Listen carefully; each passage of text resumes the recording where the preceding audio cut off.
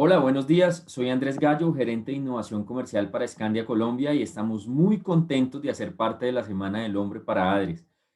Hemos construido un contenido muy especial para ustedes, un contenido que yo sé que a nosotros los hombres nos llama la atención. Es un contenido que tiene que ver con un deporte que nos apasiona y esas lecciones de motivación y liderazgo que nos ha dejado a lo largo de la historia. El fútbol no son 11 contra 11 corriendo detrás de un balón. El fútbol es pasión, el fútbol son lecciones.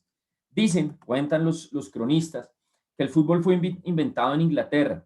Sin embargo, hay algunos hallazgos que muestran que en la antigua China ya jugaban algo muy similar al fútbol. Y los que han tenido la oportunidad de ver algún show cultural mexicano de la cultura azteca, dejan ver que había un juego con una bola de fuego similar al fútbol. La historia empieza que esto era una de las costumbres de los ingleses y estos marinos mercantes que iban llegando a cada puerto, al puerto que llegaban iban dejando esta tradición del fútbol. Una fiesta eh, que empieza a darse desde los Olímpicos, pero ya en modo mundial desde Uruguay 1930 que se celebra el primer campeonato mundial. Posteriormente se hacen las justas del 1934-1938 y a causa de la Segunda Guerra Mundial deciden parar el hacer mundiales de fútbol. Entonces, de 1938 a 1950 no se hacen mundiales de fútbol y se celebra en Brasil el siguiente Mundial de Fútbol. Era Brasil uno de los países más festivos y más arraigados con el tema futbolístico. En ese momento el trofeo no era la Copa Mundo que conocemos hoy, en ese momento el trofeo era la Copa Jules Rimet y se daba todo para que fuera el campeonato de Brasil. Fue un campeonato extraño porque Alemania, que era una de las selecciones habituales en ir a esas primeras justas, no iba por temas de guerra. Italia, que venía de ser campeona y adicionalmente de ser campeona de tener uno de los equipos más fuertes, la base de esa selección Italia era el Torino, uno de los equipos de la ciudad de Turín, sufre un accidente aéreo en Lisboa y hace que pues la base de esa selección italiana falleciera y no llegara al torneo en Brasil. Ese accidente hace que muchas selecciones transatlánticas decidan llegar hasta Brasil en barco. Casos curiosos como la selección india, que por motivos religiosos no jugaba con guayos, lo hicieron con medias. Entonces, toda la fiesta estaba dada para que Brasil fuera el campeón. Brasil iba a ser el campeón, tenía un arquero que era una figura que era Moacir Barbosa, Emir su goleador, Jules Rimet, presidente de la FIFA, tenía el discurso redactado en portugués para los campeones. Se habían mandado a hacer unos relojes, el presidente del Brasil había mandado a hacer unos relojes con la inscripción para los campeones del mundo y la fiesta estaba dada. Llegaban a la final con un aguerrido equipo uruguayo. Un aguerrido equipo uruguayo dirigido por Juan López Fontana, que el día del partido, y aquí es donde empezamos a hablar de motivación y liderazgo, el día del partido Juan López le dice a sus dirigidos, muchachos, hemos cumplido un papel decoroso, llegamos a la final, yo lo único que les pido es no perder por goleada. ¿Creen ustedes que ese sea el mensaje de un líder? Uno va a un mundial a ganarlo, uno dirige un equipo para lograr el objetivo. Ya cuando está tan cerca, porque siente presión, porque ve 200.000 almas en el Maracaná, es válido decir, bueno, hasta aquí llegamos, les pido no perder por goleada. Eso era lo que les decía Juan López Fontana, el director técnico fuera de la cancha. Adentro de la cancha, Uruguay contaba con un personaje particular, era el Obdulio Varela, su capitán. Empieza el partido, imagínense ese Maracaná hasta las banderas lleno de gente, Brasil jugando muy bien, gol de Brasil. Se estaba dando lo que todo el mundo presagiaba, se estaba dando esta victoria brasilera. Cuando llega el gol de Brasil, Obdulio Varela va hasta la cancha de Uruguay, al arco uruguayo, desvanecido, ya con el balón adentro, lo toma y se va caminando hasta la mitad de la cancha y empieza a ver a toda esta gente. Y se acuerda que en algún diálogo uno de sus compañeros había dicho, los de fuera son de palo. Llegan al entretiempo y la charla del entretiempo, Juan López no les dijo nada, reúne Obdulio Varela a sus compañeros y les dice, los de afuera son de palo. Aquí somos 11 contra 11. Y miren esta lección de liderazgo tan interesante. ¿Cuántas veces, quisiera que en este momento ustedes lo pensaran, cuántas veces nos dejamos afectar por factores que no van a tener injerencia en lo que estamos haciendo nosotros? ¿Cuántas veces ese ruido de alrededor hace que perdamos la visión y no logremos el objetivo? Obdulio Varela le dijo a sus compañeros, aquí somos 11 contra 11, los que están afuera no pueden entrar, son de palo. Y empieza el segundo tiempo, empata Uruguay y en las postrimerías del partido hacen un pase filtrado al Cide Gigi, al Cide Gigi vence a Moacir Barbosa y Uruguay se corona campeón del mundo en el año 1950 ganándole 2-1 a Brasil en lo que se conoció como el Maracanazo. Jules Rimet a escondidas, como si tuviera miedo de algo, toma el trofeo, se lo entrega a Varela y sale todo el mundo despavorido. No está calculado las víctimas mortales de ese día en Brasil, pero sí está calculada la proeza que hizo Obdulio Varela al decirle a sus compañeros, los de afuera son de palo y nosotros podemos lograrlo. Si nos cabe en la cabeza, puede ser realidad. Ese es el real valor de un líder. Apoyar a su equipo a lograr el objetivo. Y este tema de pasión de los uruguayos va un poco más allá. Este es el caso de Juan Homber, que Juan Homber, un delantero uruguayo, hace un gol y de la emoción sufre un paro cardiorrespiratorio. En la cancha lo reviven más o menos. Cuentan los cronistas de ese entonces que tuvo unos segundos sin respiración. Entran, lo reviven y sigue jugando. ¿Esto a qué va? A que el resultado cuando hacemos las cosas con pasión es completamente diferente. No somos árboles.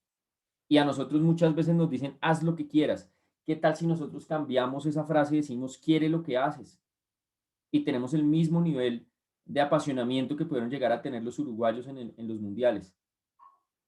Hombre, anota, tiene su episodio de emoción, llega el cuerpo médico, lo asiste y sigue jugando. Esto no es esclavitud, esto no es workaholic, esto es pasión. Y son tres conceptos muy diferentes. La recomendación que les queremos dar es conectémonos con nuestro propósito y nuestra pasión. Bueno, ya habíamos hablado de lo que sucedió en Brasil en 1950. Casi uno de los capítulos más tristes de la historia de Brasil hasta el 2014 que Alemania les metió 7 en una semifinal. Pero en ese momento había un exjugador que estaba lesionado que se llamaba Dondiño, que ha sufrido mucho por esa pérdida y su hijo menor lo ha visto llorar. Su hijo tenía 10 años cuando había pasado esto. Y su hijo a esa edad le había prometido que se iba a coronar campeón mundial. Y a ese muchacho eso se le volvió una obsesión. ¿Y qué pasa? Que cuando nosotros no planeamos nuestro futuro, inconscientemente estamos planeando nuestro fracaso. Y nunca es demasiado temprano para empezar. Entonces, este muchacho, hacia los 14 años que empezó como su carrera futbolística, ya le había prometido a su padre que se iba a coronar campeón del mundo. Es llamado a su selección en 1958. A los 17 años, no había cumplido aún los 18, y hace goles en el Mundial de Suecia, en el Mundial de Suecia en 1958. En 1962 hace parte del equipo, tiene muchas lesiones, pero juega unos partidos, después lo reemplazan. En Inglaterra lo parten a pie, a patadas, y ya a los 30 años llega para cerrar su último capítulo en el Estadio Azteca de Ciudad de México y se corona por tercera vez campeón mundial. Estamos hablando de Edson Arantes do Nascimento Pelé. Una persona que en su muy temprana edad le ha prometido a su padre ser campeón del mundo y no le cumplió una vez, le cumplió 3 veces. Y ahí es donde llevamos en estas lecciones de liderazgo y motivación a entender qué pasa cuando algo realmente prende nuestro motor. ¿Qué pasa cuando realmente tenemos algo que nos enciende? Hay que buscarlo.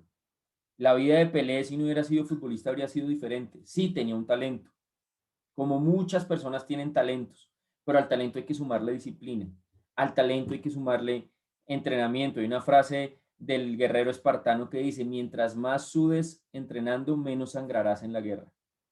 Mientras más sudes entrenando, menos sangrarás en la guerra. Este es un mensaje para cuando estemos haciendo equipos de formación, para cuando nos queramos capacitar y la gente diga como, ay, no, yo para qué me capacito. Bueno, ¿Para qué me capacito? Para lo que decían los guerreros espartanos. ¿Para qué me capacito? Para hacer lo que lograba hacer Pelé. En uno de esos mundiales, fue el Mundial de Chile 1962, y Chile era una de las candidatas para ser sede, no era la candidata más fuerte. Sin embargo, tenía un promotor de la sede, que era Carlos Ditborn, un dirigente futbolístico chileno, que en todos sus discursos decidió cerrarlos con una frase que decía, porque nada tenemos, lo haremos todo. Y esta frase contagió no solamente a las personas de la FIFA que determinaban quién iba a ser la sede del Mundial, sino que fue un mantra que llegó a todo el pueblo chileno. Y todo el pueblo chileno se repetía, porque nada tenemos, lo haremos todo. Era su única oportunidad. No era la sede con mayores antecedentes para albergar una Copa Mundial. Pero se propusieron eso, porque nada tenemos, lo haremos todo. Y eso hay que decírselo a los equipos. Listo, cumplimos, no cumplimos. El pasado fue ayer. Hoy, presente, nada tenemos, lo haremos todo. ¿Para qué guardo? Si esta puede ser mi oportunidad. En los equipos comerciales. Los equipos comerciales llega el 30, empieza el día 1 de cada mes, borrón y cuenta nueva, porque nada tenemos, lo haremos todo. Entonces a mí me encantaría que en Adres todos hablaran en los equipos de este lenguaje. Nada tenemos, lo haremos todo. Sí, tenemos un goodwill, sí, tenemos una experiencia. Buenísimo, buenísimo, porque ese va a ser el fundamento para hacerlo. Pero el darlo todo tiene un impacto muy fuerte en el que lo está haciendo y en el que lo está recibiendo. De esta manera, Chile, a pesar de las circunstancias, logró convertirse en la sede del Mundial de 1962. Hay una palabra muy de moda por esta época, una palabra que la pandemia nos ha enseñado, y es la palabra resiliencia. Resiliencia es la capacidad que tenemos los seres humanos de administrar emocionalmente los resultados no esperados. Y un campeón en resiliencia fue Franz Beckenbauer, es Franz Beckenbauer. Franz Beckenbauer fue llamado muy joven a su selección para disputar el Mundial de 1966 en Inglaterra. Él jugó este Mundial, juega en la final contra los locales, y hay una jugada súper polémica que el VAR hubiera solucionado, donde George Hurst de Inglaterra hace un disparo, pega en el travesaño, el balón ni siquiera pega en la raya, o sea, no traspasa la raya y ni siquiera la toca. Sin embargo, el árbitro pita gol válido de Inglaterra, e Inglaterra se corona campeona del mundo en 1966. Era válido que en ese momento Franz Beckenbauer dijera, me sentí robado y yo no voy a jugar más. Era un camino, ¿no? El tipo dice, listo, yo voy a seguir jugando, voy a seguir defendiendo la camiseta alemana, y llega al Mundial de 1970 que se disputa en México, la semifinal contra Italia, un partido que aún en el Azteca está la placa que dice que es el partido del siglo, por lo aguerrido, por lo duro que fue ese partido. Y en el transcurso del mismo, un defensa italiano pisa la clavícula de Beckenbauer rompiéndose. Beckenbauer pide que lo asistan y termina el partido como lo están viendo ustedes ahorita en esa imagen. Resultado, se impone Italia, queda Alemania eliminado. Era válido que por segunda vez Franz Beckenbauer dijera, no, mire, es que hace 4 años me robaron, en este momento se me pararon en la clavícula, no, así no se puede, yo no voy a defender más la camiseta alemana. Pero faltaba un capítulo a esta historia, y era el capítulo de 1974. 1974, Alemania jugando como local contra unos rivales impresionantes, porque estaba la naranja mecánica de Holanda y Johan Cruyff, y se impone Alemania en ese mundial. Eso es resiliencia. 8 años para tener el resultado esperado, después de haber pasado por resultados no esperados. Y no fue el único capítulo de resiliencia de Franz Beckenbauer. Vámonos para la década de los 80, principios de los años 90. Franz Beckenbauer se convierte en el director técnico de Alemania, llega a 1986 con un equipo muy bueno, enfrentándose a la Argentina de Diego Maradona, ya después de que Argentina hubiera pasado con el polémico gol de Diego con la mano. Llegan a la final, empieza ganando Argentina 2-0, empatan los alemanes, se van a tiempo extra, Argentina gana, o sea, estuvo muy cerca de haberlo logrado. Allá puede decir, no, pues yo estuve cerca, hasta aquí llegué. 4 años después, 1990, Alemania da una cátedra de fútbol en ese mundial. Solamente Colombia fue el único país que no pudo vencer, con el que quedaron 1-1, pero volvió a ser resiliente Beckenbauer al lograr el objetivo 4 años después del primer resultado no esperado. Y algunas veces creemos que la resiliencia o el resultado esperado va a estar a la vuelta de la esquina. Hay que perseverar y hay que persistir. Vámonos para 1982, el mundial que se celebraba en España. Tenía una selección italiana que tenía unas sorpresas bien grandes, y era que uno de sus jugadores insignias, y ahí me tengo que volver un poco al año 79, era sancionado durante 3 años por apuestas en el calcio, en el fútbol italiano. Eso hizo que Giordano y Paolo Rossi no pudieran jugar, llevándolos a estar desafectados de la selección, que no podían participar en procesos de selección. Y Enzo Biarzot, técnico de Italia, decide llamarlo, decide darle una oportunidad a Paolo Rossi después de que se le vence la sanción, y lo integra en la selección italiana. Le llovieron críticas a este señor, ustedes no se alcanzan a imaginar cuántas, porque era un tipo que venía sin ritmo, porque había podido llamar a los goleadores que estaban en ese momento, y llama a Rossi por encima de ellos. Tuvo confianza, y qué importante es la confianza en los equipos, porque adicionalmente en este espacio que es de liderazgo y de motivación, muchas veces pensamos que nuestros equipos están conformados por seres alados, por ángeles, por personas perfectas. Somos humanos y hay que saber identificar cuando una persona comete una falla. Y si comete una falla, nos queda el escarnio público o la oportunidad de dar una segunda alternativa. Y eso fue lo que hizo Enzo Bearzot con Paola Rossi. Le dio la oportunidad de llegar con todo y los inconvenientes que tenía. Y Paolo Rossi se convierte en campeón del mundo, con Italia siendo la figura de ese mundial, porque supo aprovechar una oportunidad. Entonces aquí es un mensaje para líderes y un mensaje para los que somos miembros de equipo. El líder identifique a quién le puede dar una segunda oportunidad. Identifique cuál es ese comportamiento que quiere cambiar de esa persona. Y a esta persona que le dan esa segunda oportunidad, pues tiene toda la chance de la vida para hacer las cosas de una manera distinta. Está en usted si la pierde o la aprovecha. Yo creo que Rossi aprovechó ese momento de vida que estaba teniendo. A veces, algunas personas tienen esa responsabilidad de ser líderes por primera vez. Es muy fácil confiar cuando una persona ha tenido equipos exitosos. Se siente más tranquilo cuando ya ha liderado, pero a todos alguna vez nos llega el primer día de liderar un equipo. Este señor escocés ya había dirigido al Aberdeen, un equipo pequeño, y llega al inmenso reto de dirigir a uno de los equipos más grandes de Inglaterra, que no estaba pasando por sus mejores años, y llega a Old Trafford, al Teatro de los Sueños, que es el estadio donde juega el Manchester United en 1986, y a un estadio vacío, un estadio donde la gente se resistía un poco, y por qué este señor iba a dirigir al Manchester, que eso se lo podían dar a Charlton, a cualquiera de las figuras inglesas que lo quisiera liderar, pero que además un escocés que iba a enseñarles a ellos. Y este señor entra en 1986, no tiene los mejores resultados, la dirigencia lo acompaña a vivir el proceso y se despide en 2013 con un Old Trafford lleno, con una generación mágica de jugadores. Está Ryan Giggs, Nicky Butt, David Beckham, los hermanos Neville, Paul Scholes, que se convirtieron en esa base del Manchester United, campeón de todo. Estos son los números de Sir Alex Ferguson.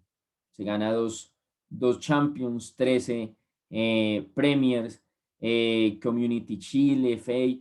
Se gana todas las copas, todas las competiciones.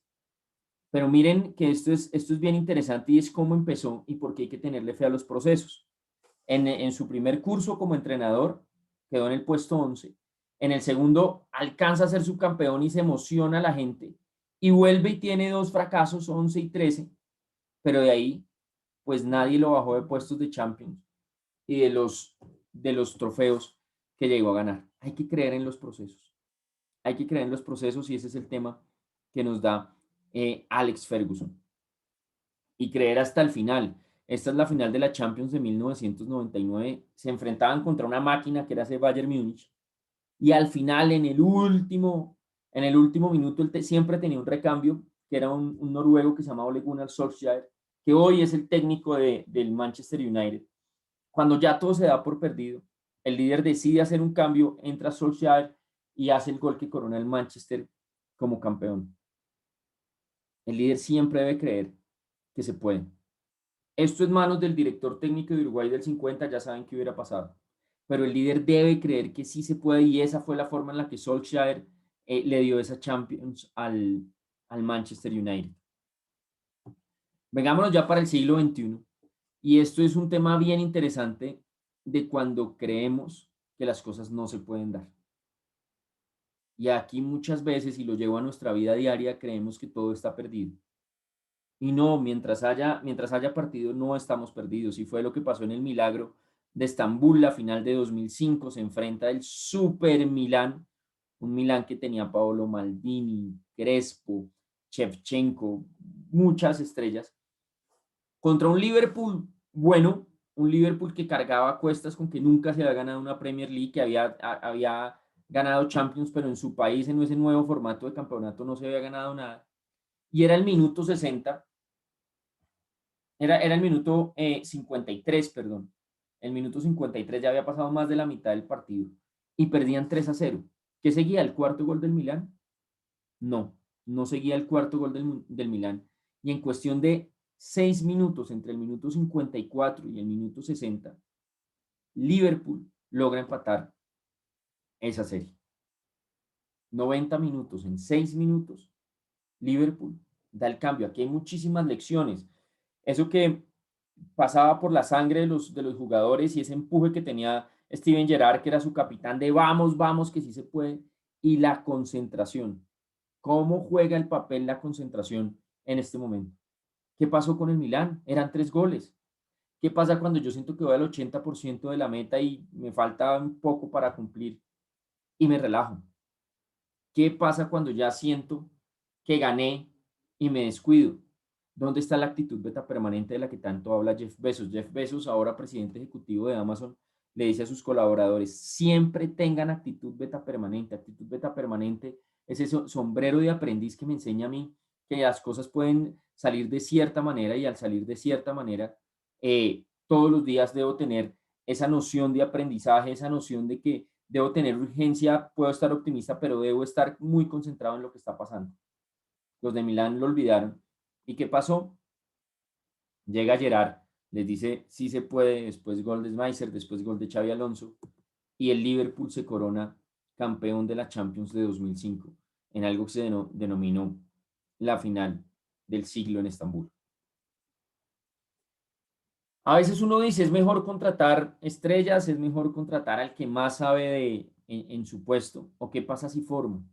Y eso le pasó a Josep Guardiola, Pep Guardiola, un jugador del Barcelona, capitán de su equipo, era el capitán del Barcelona de Johan Cruyff, aprendió muchísimo de ese momento y llegó a coronarse campeón con su equipo, pero creyendo en algo que creen en Barcelona, que es la Masía. La Masía es esa cantera que recibe a los niños y los empieza a formar como futbolistas. Yo le digo a los líderes, busquen cantera y empiecen a formar el ADN de su empresa. Hagan que la persona diga, yo no tengo por qué irme de aquí. Y hagan apuestas controladas. Dentro de esas apuestas controladas estaba Lionel Andrés. Lionel Andrés Messi Cuchitini era un niño con problemas hormonales, mucho talento, que había desperdiciado la cantera de River. Carlos llega y firma un contrato con el papá de Messi en una servilleta y lo lleva a la Masía. Y apuestan ellos eh, a que puede ser un futbolista y se convierte en el ídolo más grande de esta institución. Hay que creer en formar cantera.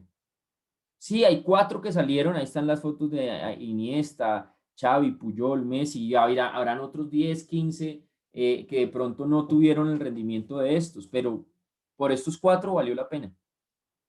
Hay que tener ese filtro preparado, pero por lo que puede llegar a pasar vale completamente la pena y no buscar hacerlo a través de contrataciones suntuosas que puede que no aseguren el resultado.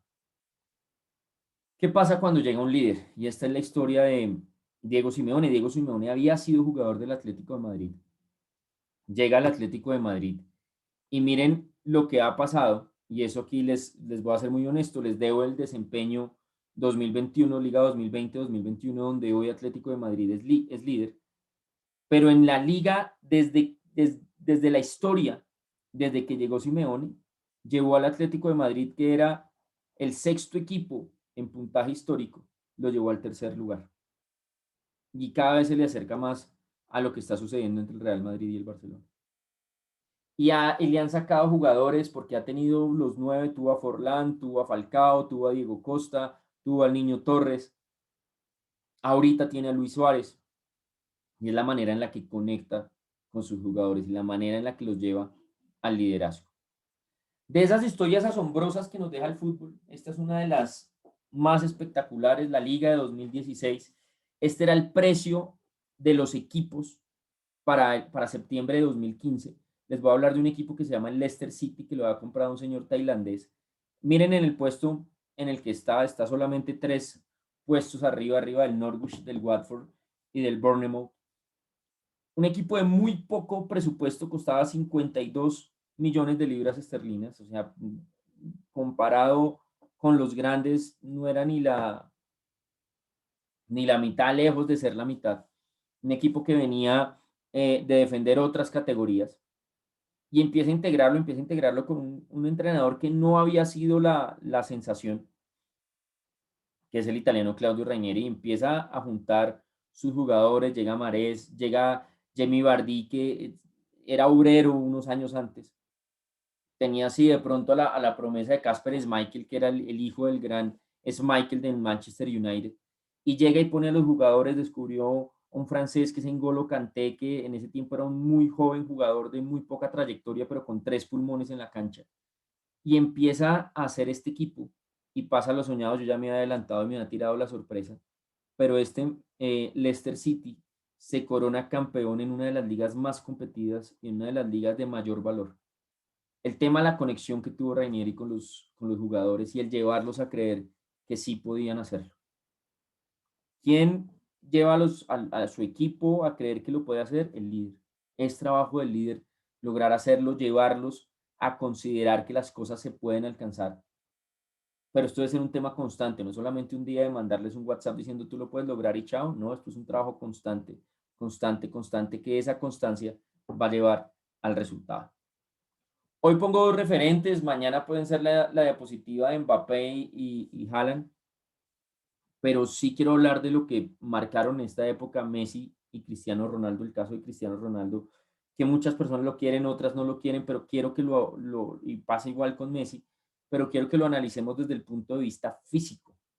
Una persona que el pasado febrero cumplió 36 años y que los médicos dicen que tiene el biotipo de una persona de 20. Entrena, entrena, entrena, y eso lo ha llevado a estar en esa condición extrema como deportista, con los resultados que tiene a la edad de muchos que ya están colgando los guayos. Él sigue siendo un futbolista de élite, y pasa igual con Lionel Messi, que es más un tema de talento, pero sí esa persistencia que ha tenido. Los últimos años no han sido tal vez los mejores, y ahí es donde uno habla de pronto de la importancia del trabajo en equipo. Él está cerca ya, pues no va a decir que está cerca del retiro, pero le quedan pocas competiciones, y va a ser duro para los aficionados de pronto verlo sin que se vaya sin un torneo de mayores, porque tal vez el equipo no ha sido, y de golpe también puede ser un tema de él, esa conexión con el equipo para llegar más adelante. Y aquí es donde una reflexión muy futbolística, y es, ¿será que el mejor jugador debe ser el capitán? Si nosotros nos ponemos a pensar en México 1970, Pelé era el mejor jugador, pero Pelé no era el capitán era Carlos Alberto, un lateral. ¿Será que ese rol es para Messi, o era otra persona quien debería estar en la cancha siendo el capitán? Y hay estrellas, y en los equipos vamos a tener estrellas. Y hay estrellas que de pronto no han desarrollado bien el liderazgo, pero sí van a necesitar un líder que las haga brillar muchísimo. Y aquí yo quiero cerrar con una historia de persistencia. Realmente el caso de Radamel Falcao es impresionante. A Radamel Falcao, algunos periodistas llegaron a llamarlo exfutbolista, previo al Mundial de 2014 en una irresponsabilidad del que estábamos hablando ahorita, Reinieri, que sí tuvo su éxito en el Leicester, pero aquí comete el error de ponerlo en un partido de poca trascendencia y un señor que no es futbolista porque era, creo que era profesor o panadero, porque era como cuarta liga de Francia, era una copa en Francia, lo obstruye cuando le iba a marcar un gol y le hace una lesión que casi acaba con esa carrera de Falcao, pero digo casi acaba. No va a la justa de 2014, se prepara para Rusia y en Rusia, ya arriba de sus 30 años, en un partido contra Polonia, hace un gol y cumple ese sueño de hacer un gol con su selección en el Mundial. El mayor, el máximo goleador histórico hasta ahora de la selección Colombia nos enseña que hay que persistir.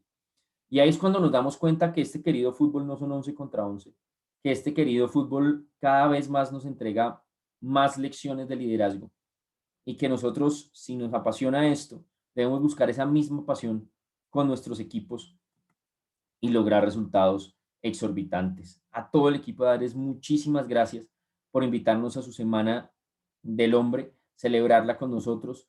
Y esto es un abrazo de gol en el minuto 90. Muchas gracias.